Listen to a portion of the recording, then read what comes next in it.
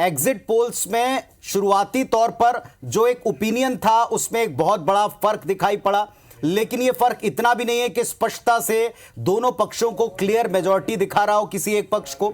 दोनों पक्षों के पास जो आंकड़े हैं उन आंकड़ों से वे फिलहाल आगे बढ़ने का दावा कर रहे हैं। आप इसी बात से समझ सकते हैं कि इन आंकड़ों से संतोष दोनों में से किसी भी पक्ष को फिलहाल हो नहीं पा रहा। और अभी जैसा देखिए पुनीत, हम लगातार छत्तीसगढ़ के आंकड़ों की बात कर रहे थे, अब मध्य प्रदेश का एग्जिट पोल का आंकड़ा भी हमारे सामने आ गया है। रिपब्लिक मोट्राइन की तरफ से जो एग्जिट पोल किया गया, सर्वे किया गया, उसमें बीजेपी की सरकार बनने की स्थिति नजर आ रही है। मध्य प्रदेश में 118 से 130 सीटें बीजेपी के पास जाती दिख रही है रिपब्लिक और मोट्राइन के इस एग्जिट पोल में, और कांग्रेस पार्टी यहां पर 97 से 107 सीटों के बीच में रह सकती है। अगर यही नतीजों में तब्दील होता है तो रिपब्लिक और मोट्राइन के इस सर्वे के मुताबिक तो कुल मिलाकर छत्तीसगढ़ के बाद में मध्य प्रदेश का एग्जिट पोल 230 सीटों का रिपब्लिक, मोट्राइन का, बीजेपी, कांग्रेस और अदर्स के आंकड़े देखें, वहां भी स्थिति देखें। भारतीय जनता पार्टी 118 से 130 सीटें, जबकि कांग्रेस पार्टी 97 से 107 और अदर्स के खाते में मैक्सिमम 2 सीट्स जा सकती हैं। यह रिपब्लिक मोट्राइन का सर्वे है। तो यहां भारतीय जनता पार्टी को बढ़त दिखाई जा रही है और कांग्रेस पार्टी 97 से 107 सीटों के बीच। और दोनों आप सर्वे में देखें या दोनों स्टेट में आप देखें, कयास इस तरह के पहले से लगाए जाते रहे। हमारे साथ में editor in chief IBC24 Ravikant Mittal ji बने हुए। रवि जी, मध्य प्रदेश का भी एग्जिट पोल आया है, एक पोल आया, बताइए आप क्या लग रहा आपको, ये नतीजों के करीब हो सकता है? देखो पुनीत, ये एग्जिट पोल है और अभी मतलब मैं किसी और भी चैनल पे देखा, अभी हम दिखाएंगे भी शायद जी कि अलग अलग बहुत हैं। जो मेरी जब बात हो रही थी, जो दिल्ली में जो लोग हैं जो सर्वे भी कर रहे हैं, उन लोग के भी जब फ़ोन से बात हो रही थी तो इनका ये मानना था कि मध्य प्रदेश भी बहुत ही क्लोज टाइट फाइट है। वहाँ पर भी आजकल जो नया ट्रेंड है उसमें वोटिंग परसेंट तो बढ़ रहा है, वोट जनता देने ज़्यादा आती है, लेकिन बोलना उसने बंद कर दिया है, बताती नहीं है कि उसने किसको वोट दिया है। लेकिन अगर हम इन नतीजों की तरफ जाएं तो ये एक बार फिर सिद्ध होता है कि जो शिवराज सिंह की जो महिलाओं के लिए जो लाडली बहन योजना थी, लाडली बहना योजना, उसका असर हुआ है। क्योंकि जब मैं मध्य प्रदेश में मैं भी घूम रहा था तो ऐसा लगा था कि कई पॉकेट्स में इस योजना का काफ़ी असर है। एक और जो आप रवि सर जो आप बता रहे थे जन की बात का भी मध्य प्रदेश के संदर्भ में एग्जिट पोल आ गया। एक बार फुल स्क्रीन आप दर्शकों को दिखा रहे हैं, ये देखें आप, जन की बात, मध्य प्रदेश का एग्जिट पोल 230 सीटों का जन की बात के सर्वे के मुताबिक भारतीय जनता पार्टी 100 से 123 यानी मेजॉरिटी का 116 का आंकड़ा पार करते हुए। दूसरा कांग्रेस पार्टी की स्थिति देखें, उसमें 102 से 125 यानी यहां भी मामला एकदम क्लोज फाइट का फंसा हुआ, और अदर्स 5 दिखा रहे हैं। तो ये 2 एग्जिट पोल अभी मध्य प्रदेश के संदर्भ में आ चुके हैं।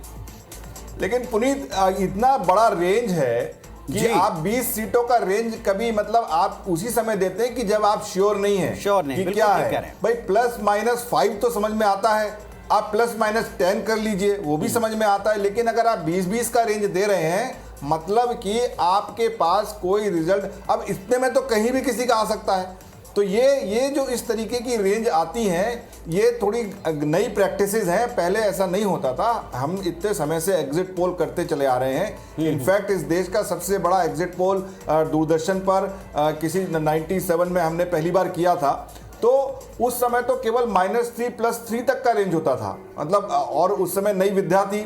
तो लेकिन इस तरह की रेंज है। तो मैं जो आपको बात बता रहा था कि वोटर साइलेंट है, वो बोल नहीं रहा है, और यही इन एजेंसियों के लिए परेशानी का सबब है जो कि इतनी रेंज में ये दे रहे हैं। हालांकि बीजेपी को पॉजिटिव ये लोग दो पोल तो दिखा रहे हैं, ये समझ में आ रहा है। पिछली बार भी रवि सर जो आप बोल रहे हैं, पिछली बार आप एग्जैक्ट रिजल्ट देखिएगा 2018 के, वहां बिल्कुल ठीक आपने कहा, केवल 5 सीटों का फर्क था। वोटिंग परसेंटेज के फर्क के बावजूद अगर हम सीट वाइज देखते तो केवल 5 सीटों का फर्क था बीजेपी कांग्रेस में। यहां 20-20 की कैपिंग आप लगा रहे हैं, बीच का 20 सीटों का, और 20 सीटों में बहुत सारी चीजें उलट पलट सकती है। किसी भी पक्ष में एक बड़ा आंकड़ा दे सकती है, दूसरे पक्ष को बड़ा नुकसान पहुंचा सकती है। कुल मिलाकर अभी एग्जिट पोल हमारे पास में और एक आता जा रहा है मध्य प्रदेश का हितेश, अभी हम दो एग्जिट पोल इंडिया टीवी का भी रिजल्ट आया, वो भी एक बार हम चाहेंगे कि फुल स्क्रीन हम दिखा सकें दर्शकों। इंडिया टीवी का जो है उसमें बीजेपी 103 से 116, यहां पर भी करीब 10 से 12 का जो कैप जिसका हम जिक्र कर रहे हैं वो है, और कांग्रेस पार्टी यहां पर थोड़ा सा एज में नजर आ रही है 111 से 121 के बीच। तो कुल मिलाकर अब तक जो 3 सर्वे मध्य प्रदेश के अपने सामने रखे हैं उसमें रिपब्लिक एक तरफा बीजेपी की सरकार बनाने की बात कहता नजर आ रहा है, और बाकी जो 2 सर्वे हैं उसमें कांग्रेस पार्टी थोड़ी सी एज में है, लेकिन मुकाबला बहुत कांटे का यहां पर है, क्योंकि 116 जो हासिल करेगा वो मध्य प्रदेश की सत्ता पर बैठेगा। और ऐसी स्थिति में ये जो अभी दोनों ही जगह के सर्वे हम दिखा रहे हैं, यहां पर बहुत नेक टू नेक स्थितियां देखने को। और अगर बाकी दोनों सर्वे को आप देखें तो मेजॉरिटी तक पहुंचते हुए दोनों के हाई रेंज दिखा रहे हैं। इंडिया टीवी सीएनएक्स का आप सर्वे देखें, 103 से 116 बीजेपी यानी 116 का आंकड़ा पार, मेजॉरिटी ये भी प्राप्त कर सकते हैं इस सर्वे के मुताबिक।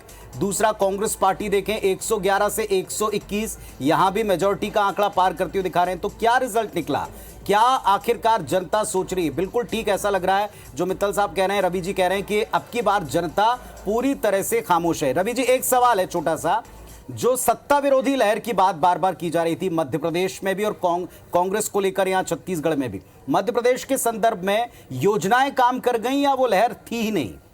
नहीं, देखो पुनीत, ये बहुत महत्वपूर्ण सवाल है। ये चुनाव दोनों जगह, मध्य प्रदेश, छत्तीसगढ़, क्योंकि अपना चैनल इन दोनों जगहों पर अपनी धमक रखता है, जो हमने ये पाया कि इस बार कोई लहर नहीं थी, ना सत्ता विरोधी ना सत्ता के पक्ष में, लेकिन जो मुद्दे थे घोषणा पत्र के ऊपर चुनाव लड़ा गया है।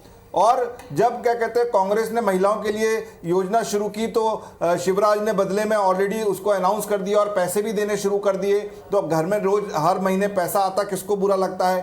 तो ये जो चीजें थी, इस चीज को लेकर ज्यादा चुनाव लड़ा गया है। तो इसलिए इस तरीके का अगर जो हम एग्जिट पोल के नतीजे भी देखें तो ऐसा लग नहीं रहा कि कोई सत्ता पक्ष विरोधी या सत्ता के पक्ष में कहीं लहर चली हो।